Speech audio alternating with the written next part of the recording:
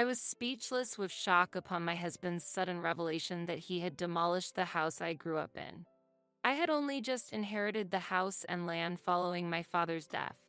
My husband had always wanted to demolish my family home to build a duplex house in its place, and it seems he finally managed to do so by force. I was devastated and angrily cried over the destruction of my childhood home filled with precious family memories, but Joe just mocked me, saying, "It was hard to demolish it myself, but I'm satisfied with having cleared the land in the end." My name is Sarah. I am 27 years old, living with my husband Joe, who is 3 years older than me, and we do not have any children yet. Before we got married, I lived with my father in our family home while working. My mother passed away when I was in high school, and since then, it has been just my father and me supporting each other. I had planned to start working immediately after graduating from high school and managed to find employment at a local company as planned, where I am still working today. I find my job fulfilling, and the atmosphere at my workplace is positive. Although Joe can sometimes be unreliable, his kindness since our dating days and his willingness to help with household chores have made me satisfied with our life as a couple. However, the only problem I am facing is not getting along well with Joe's parents. At the beginning of our marriage, I hoped to become close with them as they would become my new family. But they didn't seem to welcome me warmly, always showing a cold attitude, and our relationship worsened rather than improved. Gradually, I became exhausted from trying to maintain a relationship with his parents and now try to keep my interactions with them as peaceful and minimal as possible. Thankfully, we didn't live with them nor see them often, which has been a relief. If we had lived together, it might have been stressful enough to affect my health. Moreover, having my father in the same city was a strong support for me. Despite my worries about the relationship with Joe's parents, I believed we had managed to avoid major troubles so far and hoped we could continue to have a peaceful married life. However, recently, my father passed away suddenly from an acute myocardial infarction, leaving me to lose my emotional support forever. The grief of suddenly losing my father was deep, and I found myself visiting the family home often after the funeral, crying alone. Yet, considering my job and life with Joe, I knew I couldn't mourn forever. It was only recently that I began to come to terms with my feelings. After my father's death, the now uninhabited family home and its land fell to me to inherit. My mother had already passed away, and since I have no siblings, my father's estate naturally passed to me. After completing the inheritance procedures for the land, Joe and I started discussing the future of our home.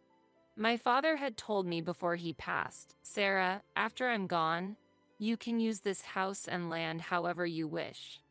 Therefore, the future of the now vacant family home was up to me to decide.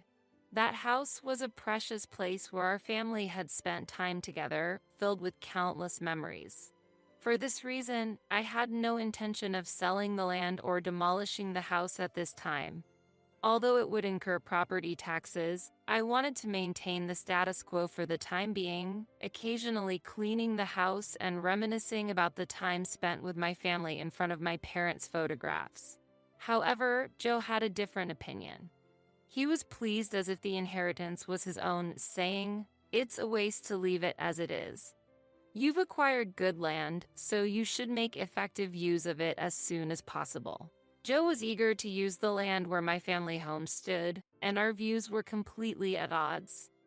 Indeed, the family home was conveniently located within a proper distance from the station, surrounded by facilities like shopping centers, making it geographically attractive.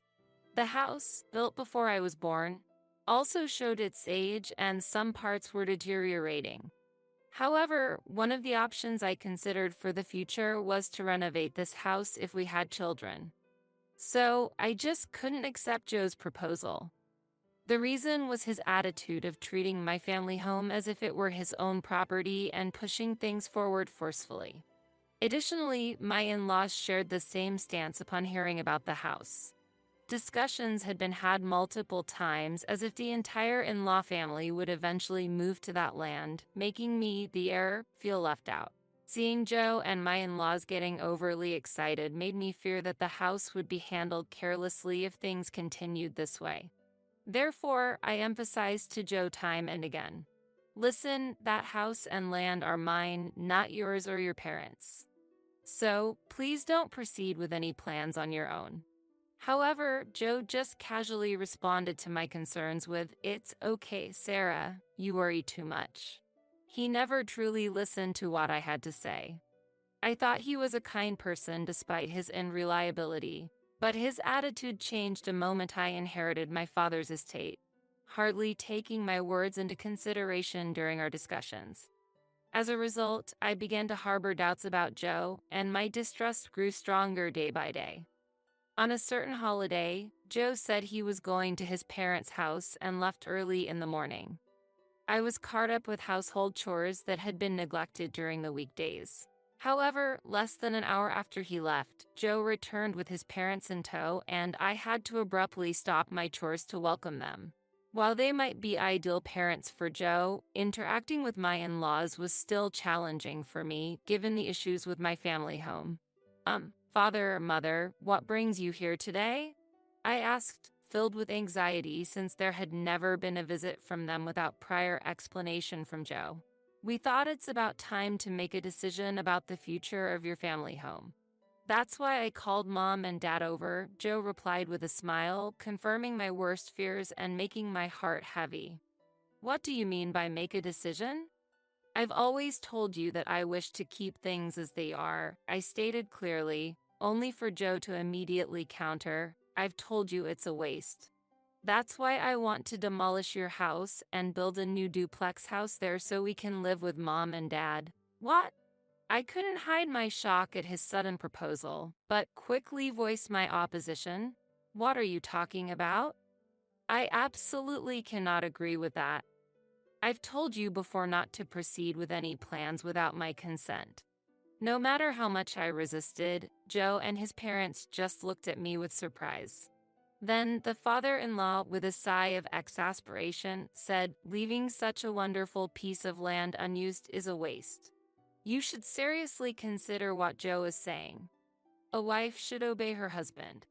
I didn't have the courage to point out that Joe had never seriously considered my opinions. His parents loved him deeply, and it was natural for them to side with their son. Their unconditional support for him was a testament to their deep affection. Moreover, the father-in-law in particular held on to outdated values, believing firmly that a woman should obey a man. In his view, the hierarchy within the family was clear, and the wife was expected to follow her husband's instructions. Thus, if I expressed opposition to Joe's proposals or demands, I was inevitably faced with harsh reprimands. To him, how a daughter-in-law could speak in such a manner was unthinkable. My mother-in-law, choosing her words more carefully, said, "Sarah, we're getting older and we might need care in the future. Considering our future lives, living under the same roof as Joe and you would be ideal. That way, we can have peace of mind knowing you're close by." However, behind her calm expression, I sensed an expectation for me to take on the household chores and daily tasks that come with living together.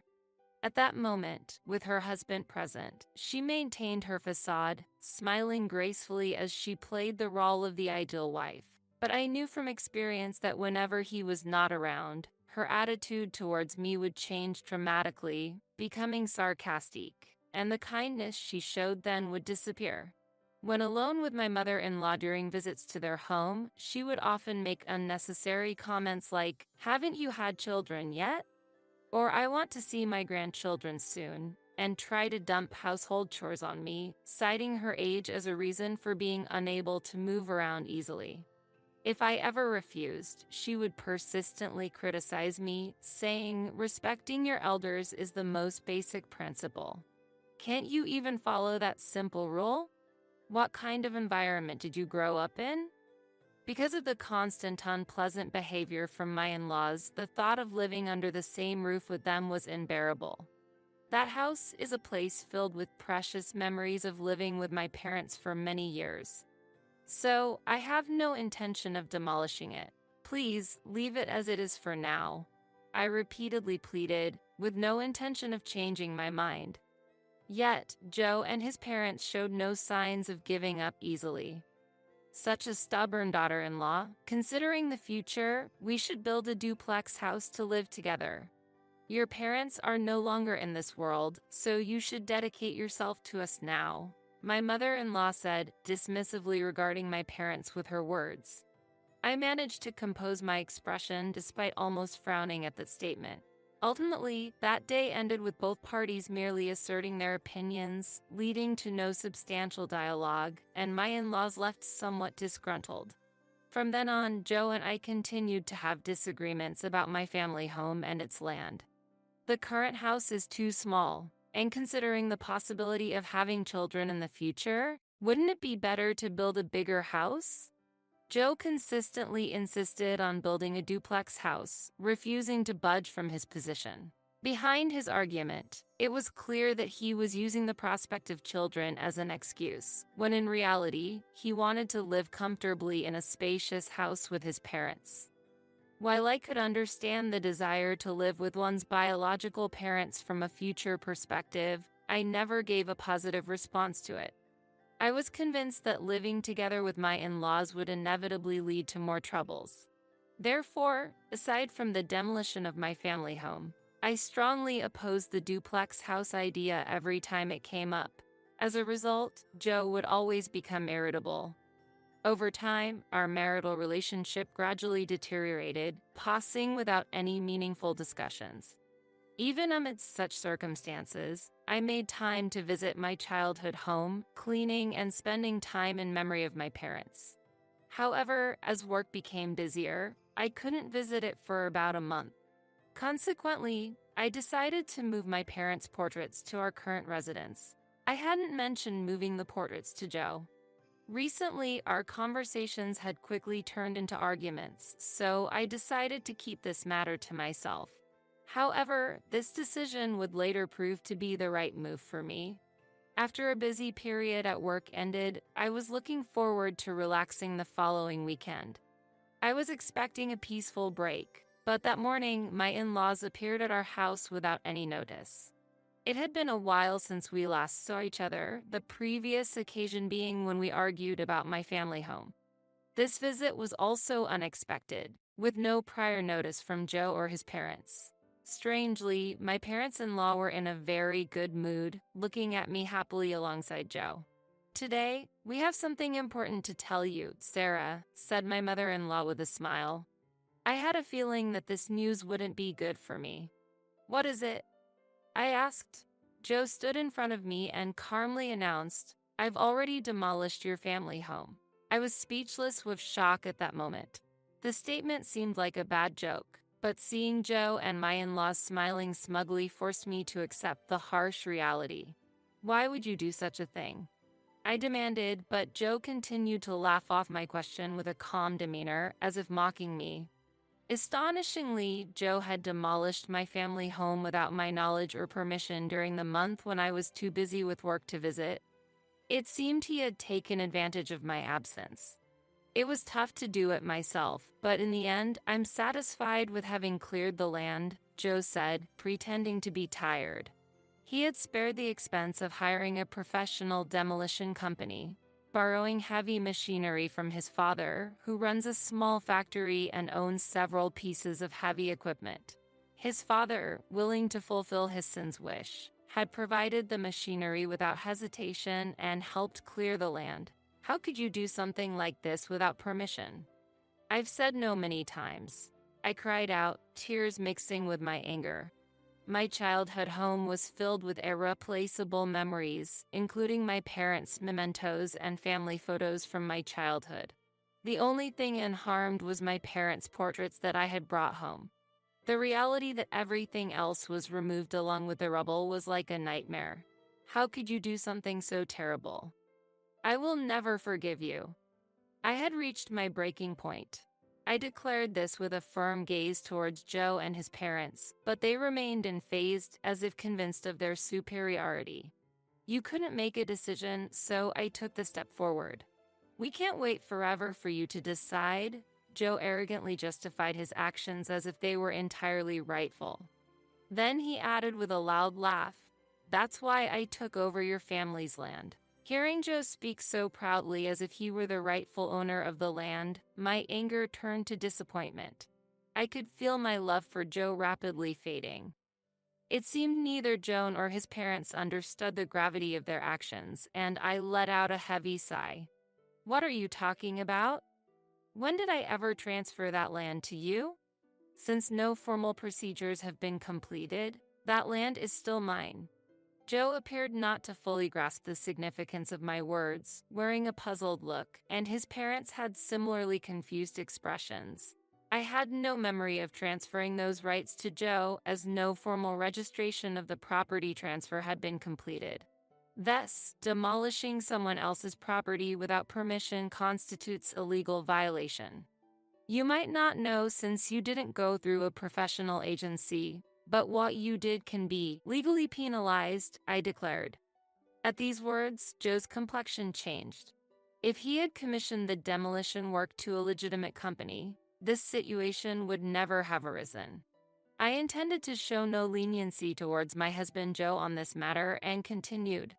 "Even if we are married, demolishing someone else's property without permission, especially using your father's company's machinery, is against the law. I intend to take legal action on this matter," I emphasized. I had researched property law previously in case of any issues with the land I inherited from my father, never imagining Joe would go this far. Mentioning the use of the machinery, the usually calm father-in-law raised his voice in response. "Wait a minute. In a marriage, a wife's property belongs to the husband, doesn't it? So, the logic that demolishing that house constitutes a crime doesn't hold up. I'll repeat, I am the rightful owner of that house, not Joe. I neither agreed to its demolition nor was I informed about such plans. What he did is clearly illegal, and I will be reporting this to the police. I cannot just stand by silently after you destroyed my cherished home without permission." My calm response left my father-in-law speechless. It seemed he had underestimated the seriousness of the issue. Even if he lent the company's machinery for Joe to demolish the house, he hadn't expected me to take legal action against Joe, thinking that clearing the land would somehow make everything all right. Reporting Joe to the police. "You are his wife? Thinking about such a terrible thing seriously is problematic, isn't it?" My mother-in-law exclaimed in panic, replacing my silent father-in-law. "The real problem is you demolishing someone's house without permission. This isn't the kind of issue that can be resolved by hiding behind our marital status," I countered calmly. Then I pulled out my smartphone and showed Joe the screen where I had searched for legal information. The screen displayed details about the crime Joe had committed. "Your actions constitute criminal damage to property. This means a prison sentence without a fine, and you will be going to jail." Going to jail. His father panicked, and his mother let out a small scream. "Wait, please, think it over. We're married," Joe said, turning pale and clinging to me. However, I firmly pushed him away, saying, "Don't use the fact that we're married as an excuse. Because of you, my childhood home no longer exists. You destroyed all its memories. I'll be contacting the police now," I stated clearly, deciding to report to the police on the spot. At that moment, Joe seemed to finally understand the seriousness of his actions. "I'm going to be arrested." "No way," he muttered in a trembling voice, collapsing in despair in front of me. Later, Joe was arrested, and I moved out of the house we shared to find a new place near where my family home once stood. Although I initially thought about divorce immediately, Joe refused, leading to prolonged negotiations through legal professionals. Thus, I considered a mediated divorce through family court. In the meantime, I hired lawyers and a private investigator to gather information on Joe's actions and background. The collected information revealed that Joe had frequently visited nightlife districts for years and had multiple loans hidden from me. It appeared he had been anticipating inheriting my estate from my father to settle his debts using my assets. Hearing this truth left me speechless. Furthermore, Joe had discussed this debt issue with his parents, and unbelievably, they had become guarantors out of love for their son. After Joe's arrest, the repayment of the debt began to falter, and my in-laws were chased to fill the gap. Out of the blue, I received a desperate call from my mother-in-law. "Sarah, please help," she pleaded over the phone. When I asked why, she directly sought financial assistance. The pressure to repay Joe's debts had increased, and they were struggling to make ends meet. "Sarah, you have the inheritance left by your father, right? Could you possibly share some of that money with us?" was her audacious request. I couldn't bring myself to seriously consider such an unreasonable request and coldly refused, saying, "That's impossible. Please resolve this issue yourselves before ending the call." Anticipating further calls, I decided to block my in-laws' number at that moment. I haven't shared my current apartment address with them and don't expect them to visit directly. I no longer wish to have any association with Joe or my in-laws. Receiving the call from her only intensified my desire to sever ties with Joe swiftly, leading me to file for a mediated divorce. As a result, the mediation was successful, and we were officially divorced. Later, I learned that my in-laws had to sell their home and the factory managed by the father-in-law, using the proceeds to pay off the debt. They have since moved to a small apartment in the countryside and are living a modest life. Years have passed, and although Joe was released from prison after serving his sentence, his criminal record has hindered his job search. It seems he has resorted to committing petty crimes like shoplifting and was arrested again. Hearing this, I felt nothing but disdain. I harbored no sympathy for him. After separating from Joe, I utilized the land that he had cleared to secure a steady income, leading a peaceful life. Thanks to the inheritance from my father, I won't face financial difficulties living on my own in the future. Nonetheless, I plan to continue working. Now that I no longer have any ties to Joe or his parents, I can devote even more to my work without any worries. I'm not considering remarriage at the moment, so I plan to focus on my career and enjoy my independent life for a while. Alright, finally managed to deliver. I'm glad I made it in time for this mince delivery. My name is Maggie. Since I was a child, I've loved drawing in sketchbooks with crayons and colored pencils, and that hobby has continued into my adulthood. When I was a student, I worked part-time drawing illustrations, which has become the foundation for my current career. Now, I'm enjoying a freelance life, drawing illustrations at my own pace. In addition to illustrations, I also create small comics depicting the daily lives of modern women in fashion magazines. I've heard encouraging words from my editor, like, "Maggie's drawings get a lot of positive reactions from our readers." And through this job, I met my current husband. He held an important position at a major publishing company I was associated with, and initially, our relationship was strictly professional. However, as we worked together, we grew closer. We bonded over shared past experiences, like losing our fathers at an early age. Before we knew it, we were going out for meals and movies together. After one such meal, he confessed his feelings, and we started dating. I had never dated anyone before, so I lacked confidence at first. "Really? You like someone like me? I don't stand out, and I'm just a bit better at drawing than the average person." "That's not true. You're really talented, Maggie, and I love the way you utilize that talent to the fullest." His kind words made my heart flutter. After dating for several years, we decided to get married. After getting married, we enjoyed our newlywed life for a while. Both my husband and I were then approaching 30. I wondered if it was better to have children sooner rather than later. Then, one day, my husband proposed that we live with his mother. I was initially surprised, but I had always yearned for happy family moments since I grew up in a single-parent household after losing my father early on. So I looked forward to living with my mother-in-law. Maggie, I have something to discuss. Actually, my mother wants to live with us. What do you think? Really? Hasn't your mother always lived alone at her place? Yes. She must have her own reasons for wanting this. I was surprised she brought it up to us, newlyweds, but I want to understand her feelings. I hadn't interacted much with my mother-in-law. The only occasions I could do so were during our wedding and other formal occasions.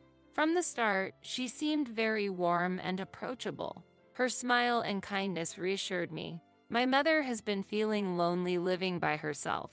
I used to visit frequently, but I've been too busy recently. That must be hard for her. But if she wants to live together, it may be fun living together under one roof. Really? Of course. I don't mind, and I'm looking forward to it. Thank you, Maggie. That really helps. So, we decided to live with my mother-in-law. My husband was pleased with my decision, and our new life as a family of 3 began. Maggie, what's your favorite food? I want to make something special for you. Thank you, mother-in-law. Let me help you with it. It's fine, Maggie. You relax here. Our cohabitation was going smoothly. My mother-in-law took care of most household chores. I was really grateful for her support, especially because I was exhausted from work. One day, my husband dropped a bombshell. Maggie, this might come as a shock, but I've been transferred to another region. What? Really? I was filled with confusion and anxiety at the sudden news of his transfer. Considering our recent cohabitation, I wondered how this would affect my relationship with my mother-in-law. I thought about ending our living arrangement but couldn't ask my mother-in-law due to the unavoidable nature of the transfer.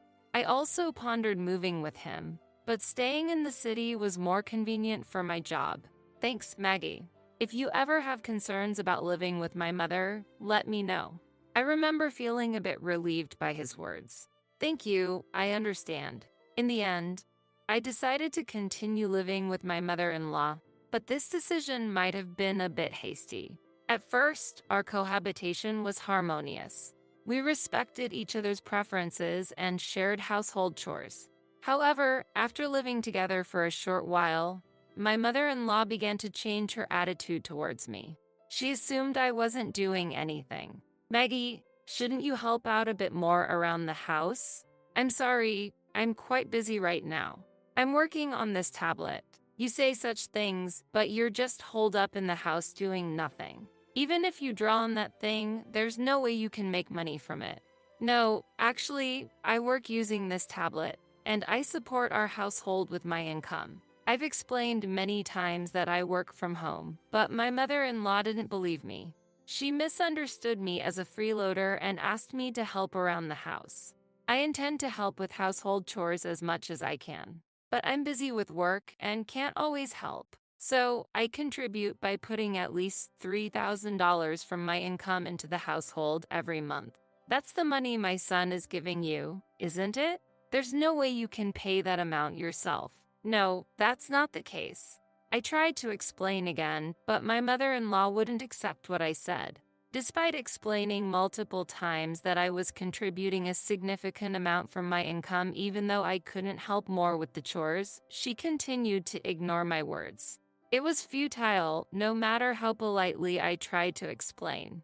As time went on, her attitude towards me hardened and she began to berate me. She has never worked since getting married. She occasionally goes out shopping or for lunch with friends but primarily stays home. Despite this, she was relentless in demanding that I help more around the house, even when I was working hard to support the family.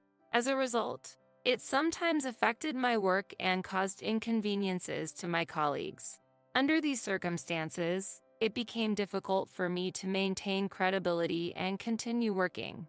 I needed to find a solution. Then, one day, while I was working in my room, my mother-in-law called out, "Maggie, come to the living room for a moment." I headed to the living room, tablet in hand, to find not only my mother-in-law but also my brother-in-law and his wife, still holding that tablet. "What are you doing?" "Drawing." "Maggie, you still love drawing even as an adult, huh?" My brother-in-law, whose demeanor and attitude were the polar opposite of mine, remarked sarcastically. He was always self-centered, and we've had many clashes even before my marriage, probably because of this. I'm actually working on this tablet right now. Work? You're just doodling, right? LOL. My sister-in-law, with her usual domineering attitude, always looked down on me and threw snide remarks. No, I'm drawing as a job. We heard from our mother that you can't do household chores or work properly. So, can't you just leave this house? From now on, we're going to live with Mom. They ridiculed and berated me. My mother-in-law looked pleased with the scene. It hurts to be treated this way by family. Since I had urgent work to do, I needed to focus on my tasks. But my mother-in-law didn't like my attitude. Why are you ignoring me? How rude, especially with that tablet. She yelled. Wait, mother-in-law, what are you? Suddenly, she snatched the tablet from me and slammed it on the floor. Why would you do that?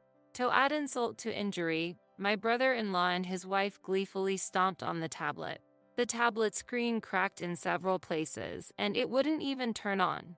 Holding the broken tablet, I was shocked to realize I couldn't continue my work. I tried several times, suppressing my anger to restart my work, but the tablet wouldn't revive. This incident made me realize that continuing to live with my mother-in-law was no longer feasible. So, I shared the incident over the phone with my husband. He was silent for a while, presumably in shock, but then repeatedly apologized. I didn't intend to blame my husband, but I was moved to tears by his kindness. When I told him that I wanted to live with him and not at his parents' house, he was happy.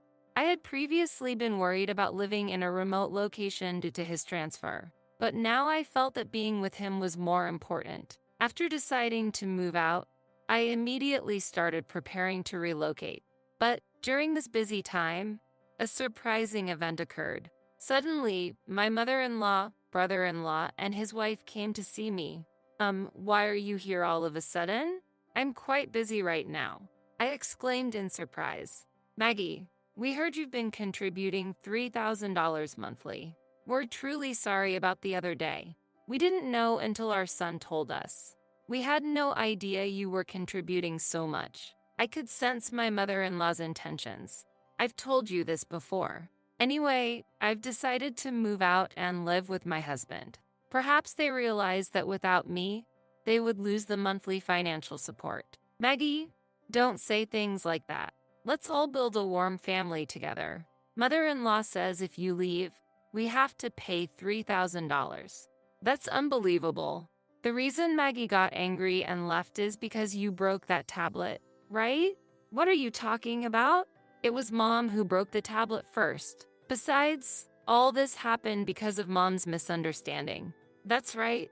It's not mother-in-law's fault. Maggie doesn't do housework or work. She just stays in her room all the time. In fact, it wasn't Maggie who was contributing money to the household. An argument started between my mother-in-law, brother-in-law, and his wife. For me, this argument was very bothersome. Without paying any attention to my mother-in-law, as I continued with my moving preparations, adding insult to injury, she said, Maggie, I have a favor to ask. Without $3,000, we can't make ends meet. Even if you move to my son's place, won't you continue to send us living expenses? She looked apologetic. Why would I give money to dissolve our cohabitation? I chuckled a bit. Don't say things like that. What should I do from now on? My mother looked troubled. That's absolutely impossible. I shook my head. I don't have any money. Huh? I was putting $3,000 into the household every month, right? I thought that was more than enough for living expenses. After a moment of silence, my mother-in-law confessed, I spent the money at a nightclub. I was lost for words. You went to a nightclub? Mom, are you out of your mind? My brother-in-law also angrily retorted. Please, can you support my nightclub expenses? After losing my husband, I've been trying so hard to live by myself. You can sympathize with me, right? My mother-in-law looked like she was about to cry. Absolutely not. I sighed deeply. My sister-in-law nodded in agreement. My mother-in-law's shoulders dropped. She was probably shocked at the idea of stopping her visits to the nightclub. However, I had no intention of helping her. Maggie, I'm sorry for the trouble my mother caused. Let's get along from now on. My brother-in-law apologized. That's impossible. I don't want to live with her and her family. But I firmly refused. After that, I started a peaceful life at the new location where my husband was transferred to. Now, we are enjoying our days in a serene town, and I can work peacefully. During this time, a thought suddenly crossed my mind: the bomb that I had left at my in-laws' place. Just as I was wondering about it, I received a call from my mother-in-law. Oh, mother-in-law, what's the matter? Maggie, what's the deal with the comic you drew? What about the comic I drew? You know, the comic you drew is all about our family, right? Maybe it was. Apparently, the comic drew caused a big uproar at my in-laws' house. It realistically depicted the treatment and words I received from my mother-in-law and the couple, and it seemed to resonate with people of my generation. Although I changed the names of the characters, some relatives knew I was a comic artist, and someone apparently realized it was about my in-laws. My brother-in-law, his wife, and mother-in-law seem to be under fire right now. Because of you, Maggie, everyone knows our secrets. What should we do? But aren't secrets like this bound to come out eventually? Now, how can we face everyone? They even found out I was going to a nightclub.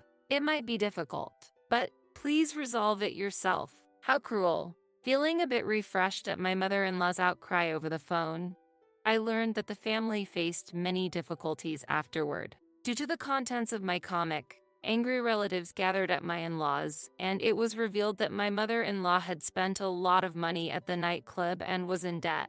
The debt was so massive that she couldn't repay it by herself. My in-laws had to sell their house to repay the debt, and my mother-in-law started living with my brother-in-law and his wife. It seemed she started a part-time job to repay the debt, but it was a tough situation. My brother-in-law and his wife, already struggling financially, faced even more challenges living with my mother-in-law. Eventually, my sister-in-law couldn't take it anymore and left the house after an affair, leaving my brother-in-law deeply depressed. Although I feel sympathy, I can't help but think they brought it upon themselves. As for us, we are enjoying our new life in the countryside. Shortly after moving here, we were blessed with our long-awaited baby. Initially, I was anxious about moving from the city to the countryside, but this area, blessed with beautiful nature, has become an ideal living environment. With the stress gone, we are enjoying a comfortable life. Furthermore, my previous comic was well received, leading to a new fashion magazine job, so both my personal and professional lives are progressing smoothly. I can't help but feel grateful to my mother-in-law and her family for the opportunity